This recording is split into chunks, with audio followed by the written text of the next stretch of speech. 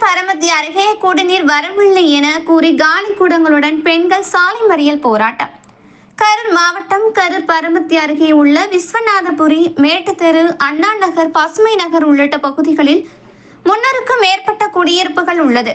இங்கு சரிவர குடிநீர் வராததால் பலமுறை பஞ்சாயத்து தலைவரிடம் புகார் மனு அளித்தும் எந்த நடவடிக்கையும் எடுக்கப்படவில்லை என்று கூறப்படுகிறது. இந்த நிலையில் இன்று கரூர் டு கோவை மெயின் ரோட்டில் உள்ள தனியார் பந்தல் பிரிவு பகுதியில் அப்பகுதியை சேர்ந்த சுமார் 80க்கும் மேற்பட்ட பெண்கள் காலி கூடங்களுடன் சாலையில் அமர்ந்து மறியல் போராட்டத்தில் ஈடுபட்டனர். தகவல் அறிந்து சம்பவ இடத்திற்கு வந்த கரூர் பரமத்தி வட்டார ஆய்வாளர் மற்றும் பஞ்சாயத்து தலைவர் பொதுமக்களிடம் பேச்சுவார்த்தையில் ஈடுபட்டு உடனடியாக குடிநீர் விநியோகம் செய்வதற்கு ஏற்பாடு செய்யப்படும் என்று உறுதி அளித்ததன் பேரில் சாலை மறியல் போராட்டத்தை கைவிட்டனர். இதனால் அப்பகுதியில் சுமார் 1 மணி நேரத்திற்கு மேலாக போக்குவரத்து பாதிப்பு ஏற்பட்டது. ஒரு வீடு சேர்ந்து ஒரு சின்டெக்ஸ் டேங்க்ல பிடிக்கணும்னா எப்படி பிடிக்க முடியும் பாருங்க.